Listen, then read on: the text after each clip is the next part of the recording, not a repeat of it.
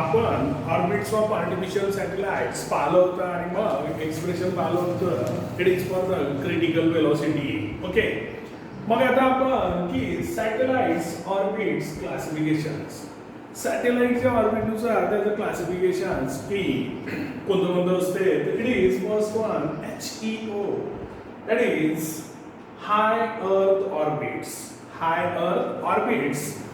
आणि मग याची जी हाईट असते from the earth surface that is greater than 35,780 kilometre, 35,780 kilometre पेक्षा जास्त ऑर्बिटमध्ये जर सॅटेलाइट जर पुट केलेला असेल that satellites orbit is high earth orbits. एवढ्या उंचीवर त्याला पुट केलेलं असते. Then second it is MEO, that is medium earth orbit. Height is above the earth's surface. It is from 2000 km to 35,780 km.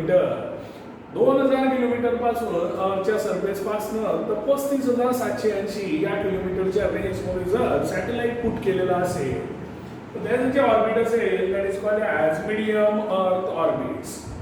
Medium अर्थ orbits, that is MEO, and third one is LEO, it is low earth orbit, it is low earth orbit, and height is above the earth surface, it is its range is 180 kilometers to 2000 kilometer. 180 kilometre पासून अर्थच्या सरफेसच्या वर 180 kilometre पासून 2000 kilometre पर्यंत या range मध्ये जर satellite put केलेला असेल तर त्या सॅटेलाइटचं ऑर्बिट असेल it is low earth orbit and range of kilometre is 180 kilometres from the earth surface to 2000 kilometre.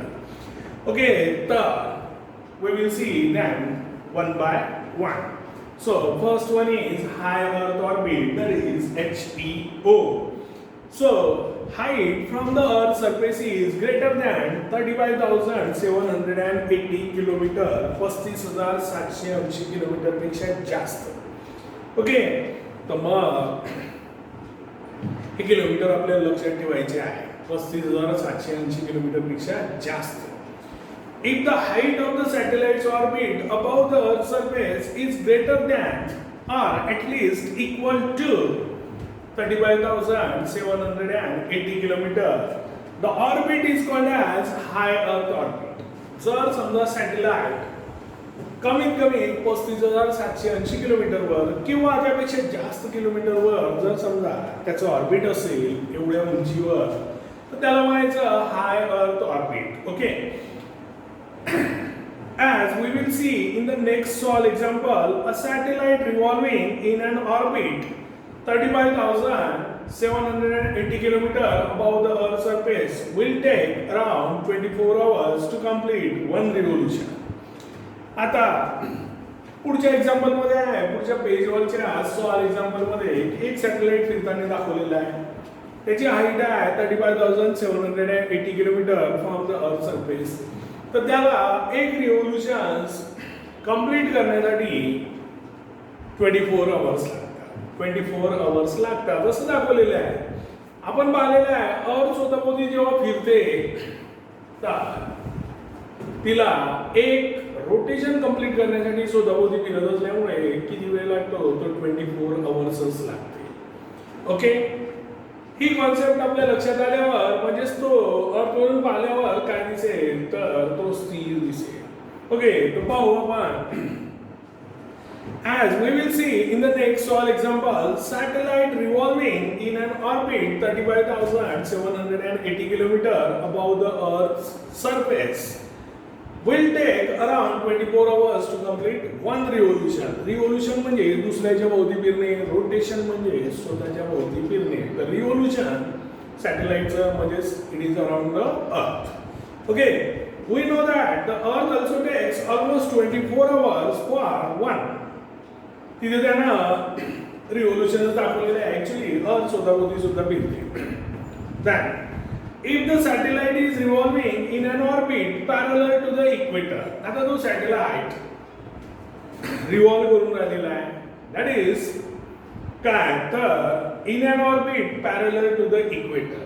Orbit त्याचं पॅरलल टू द इक्वेटर आहे, म्हणजे इक्वेटरच्या पॅरलल मध्ये त्याचं ऑर्बिट आहे त्या सॅटेलाइटचं. Okay. The time of revolution for the earth around itself and that for the satellite to revolve around the earth being the same. जर समजा तो इक्वेटरला पॅरलल असेल तर सॅटेलाइटचं रिव्होल्यूशन अराउंड द अर्थ आणि अर्थ अराउंड इटसेल्फ या दोघांचा टायमिंग काय असेल, सारखा असेल. कारण त्या उंचीवर त्याला रिव्होल्यूशन कंप्लीट करण्यासाठी 24 आवर्स लागतात आणि अर्थला सुद्धा स्वतःभोवती फिरण्यासाठी सुद्धा 24 आवर्स लागतात, म्हणून ते दोघांचा कालावधी सारखा असेल. Then the satellite will appear to be stationary with respect to the earth. आणि मग दोघांचा वेग सारखाच असल्यामुळे मग असं होईल आणि मग अर्थवरून पाहिल्यावर आपल्याला काय दिसेल, तो सॅटेलाइट स्टेशनरी आहे, स्थिर आहे असं वाटेल. तर रिझन काय, सॅटेलाइटचा रिव्होल्यूशनचा टाइम 24 आवर्स आहे, अर्थचा स्वतःभोवती फिरण्याचा टायमिंग सुद्धा 24 आवर्सच आहे. मग दोघांचा जो स्पीड असेल तो सारखाच असेल आणि म्हणून तो सॅटेलाइट आपल्याला स्टेशनरी दिसेल with respect to the earth. With respect to the earth, अर्थवरून पाहिल्यावर. आणि मग असे जे सॅटेलाइट असतात, such satellite are called as geosynchronous satellite. geosynchronous satellite म्हणजे भूस्थिर, म्हणजेच अर्थवरून पाहिल्यावर ते आपल्याला स्थिर दिसेल आणि त्यांना भूस्थिर उपग्रह म्हणता येईल. म्हणजेच जे सॅटेलाइट आपण 35,780 kilometre from the earth surface किंवा above that, that satellite appears to be stationary with respect to the earth. Okay, and such satellite are called as geosynchronous satellites. And mग पहा, the satellite will appear to be stationary with respect to the earth. For a passenger in one vehicle and another vehicle moving parallel to him with equal velocity appears to be stationary. जर समजा दोन railway जवळून जात असेल, दोन्ही track एकमेकाला parallel असेल आणि या दोघांचा स्पीड जर सारखा असेल तर या रेल्वेमधून इकडचा पाहिला तरी तो आपल्याला स्थिर दिसेल आणि इकडच्याला सुद्धा आपण स्थिरच दिसू. तर रिझन काय, they are parallel, no doubt, their speed is same and that's why they appears to be stationary. तर सेम केस आहे, इक्वेटरला पॅरलल ऑर्बिट आहे सॅटेलाइटचं आणि ते दोघंही काय करून राहिलेले आहे, 24 आवर्सच घेत आहे. सॅटेलाइट अर्थच्या भोवती आणि अर्थ स्वतःच्या भोवती. मग अर्थवरून पाहिल्यावर तो सॅटेलाइट आपल्याला स्टेशनरीच दिसेल, स्थिरच दिसेल. Then so for a passenger in one vehicle another vehicle moving parallel to him with equal velocity appears to be stationary. This is what happens here also. Same किस्सा इथे सुद्धा होते regarding the earth and the satellite. Then these satellites are therefore called as geosynchronous satellites. भूस्थिर उपग्रह. geosynchronous म्हणजे भूस्थिर, जमिनीच्या सोबत तो स्थिर वाटेल. Since these satellites are stationary with reference to the earth, आणि मग आता यांचा उपयोग काय असेल, स्टेशनरी आहे अर्थच्या भोवती रेफरन्स मध्ये, तर मग they can observe a specific portion of the earth continuously. मग ते काय करेल की यांचं कंटिन्युअस ऑब्झर्वेशन असेल त्या सॅटेलाइटचं कोणतं, अर्थच्या पार्ट्स कंटिन्युअसली असं त्याचं त्या पार्टचं कंटिन्युअस ऑब्झर्वेशन सुरू असेल. आणि मग अशासाठी की हवामानाचा अंदाज वगैरे वगैरे, आणि मग टेलिफोन, मोबाईल सिग्नलसाठी, टेलिव्हिजन, रेडिओसाठी मग हे सॅटेलाइट्स वापरले जाईल. म्हणजे पहा, कारण त्या भागाचं कंटिन्युअस ऑब्झर्वेशन असेल, मग त्या भागाचा पूर्ण डिटेल स्टडी होईल. कशासाठी, इट इज फॉर मेटेरिओलॉजी म्हणजे हवामान खात्याच्या अंदाजासाठी. नंतर टेलिफोन, मोबाईल टेलिव्हिजन, रेडिओ याच्यासाठी सुद्धा त्याचा वापर होईल. म्हणजेच ह्या ज्या सुविधा देणारा जो सॅटेलाइट असेल त्याचं ऑर्बिट कुठं असेल, it is at at least 35,780 kilometer or above this from the Earth's surface. Got it? That. So, therefore, they are used in application like it is meteorology and for carrying the signals for telephone, television, radio, etc. आणि का बरं? हा stationery आहे with reference to the अर्थ. म्हणून मग तो काय करेल, specific portion of the earth continuously तो ऑब्झर्व करत असेल आणि म्हणूनच याला मग आपण हवामान खात्याचा अंदाज सिग्नल्स कशाचे, तर television, radio and mobile phones, telephone etcetera. So this is the high earth orbit. That it is medium earth orbits height above the earth's surface 2000 kilometer to 35,780 kilometer. Okay, tamam, if the height of the satellite's orbit above the earth's surface is in between, it is 2000 kilometer and 35,780 kilometer. मग जेव्हा orbit सॅटेलाइटचं orbit जर समजा अर्थच्या surface पासून 2000 kilometre पासून तर 35,780 kilometre या दरम्यान जर सॅटेलाइटचं ऑर्बिट असेल, that is referred as medium earth orbit, that is MEO. म्हणजे आपल्याला इथं रेंज लक्षात ठेवायची आहे 2000 ते 35,780 किलोमीटर. कुठून? फ्रॉम द अर्थ surface. If the height of the satellite's orbit above the Earth's surface is in between 2000 km and 35,780 km, the orbits are called as medium Earth orbits. Okay, the geostationary satellites orbit above the equator. So these are therefore not useful in the study of polar regions. For this purpose, elliptical medium Earth orbits passing over the polar regions are used.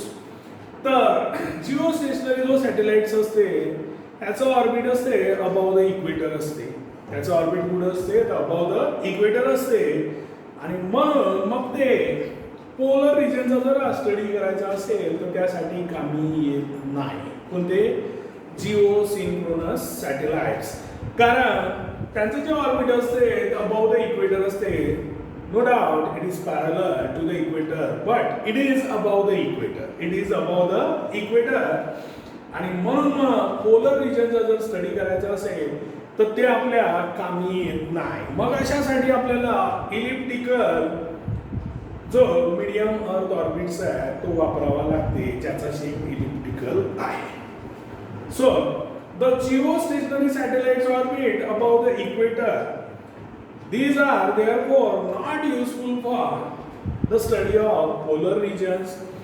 For this purpose, मग जर समजा polar रिजनचा study करायचा आहे तर त्यासाठी elliptical medium earth orbit which is passing over the polar regions are used.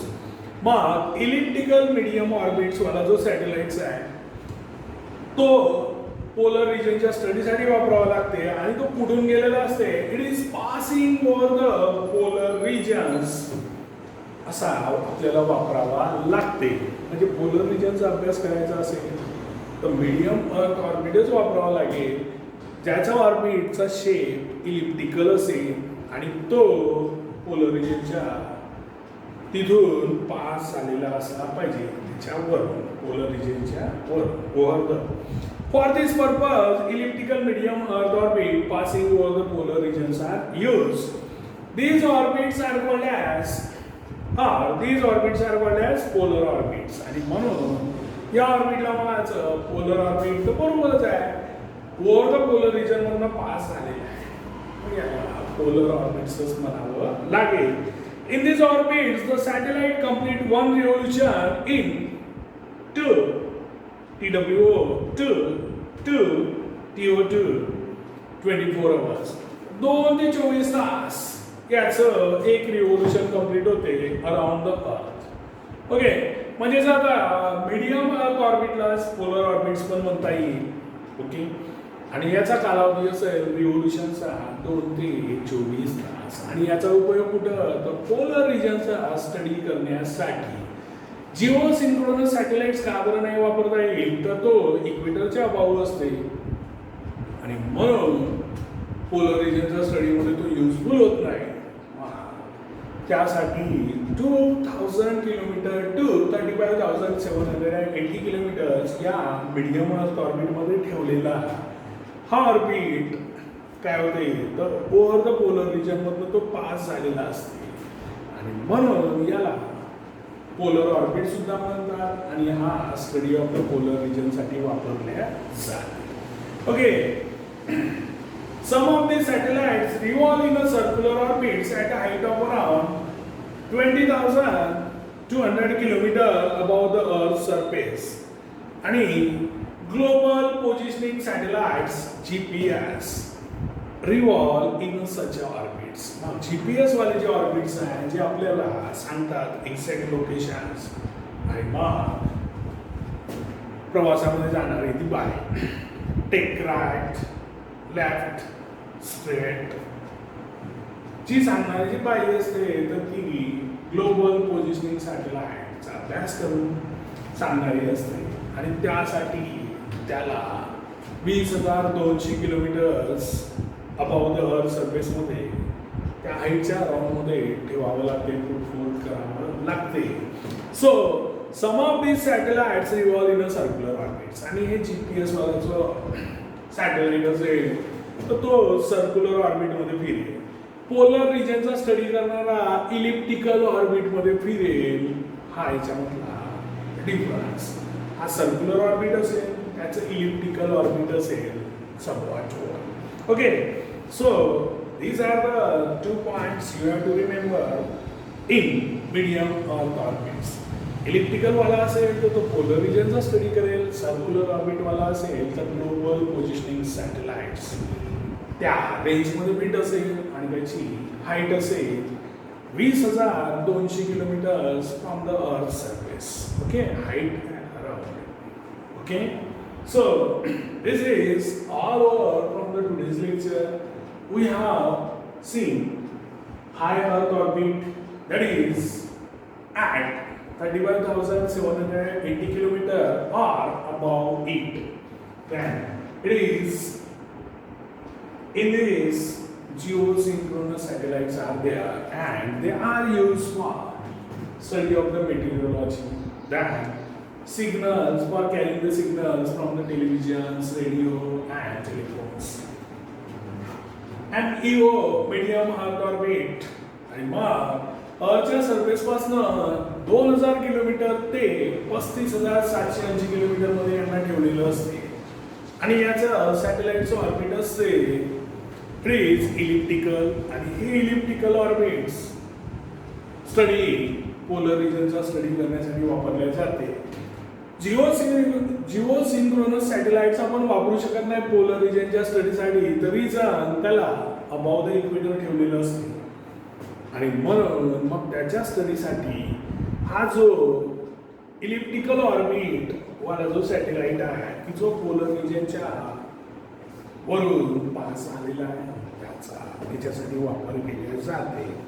पण याच ह्याच्यामध्ये दुसरा आपण सर्क्युलर ऑर्बिटवाला सॅटेलाइट्स वापरतो. तो 20,200 किलोमीटर या हाईटवर ठेवलेला असते अर्थच्या सरफेस पासनं आणि त्याच्यापासून आपल्याला तिथे ग्लोबल पोझिशनिंग सॅटेलाइट ठेवले जाते आणि ते मग GPS प्रणालीचा आपल्याला वापर करता येते. So this is from today's lecture. Next time we will see low earth orbit and many more. Till then, bye.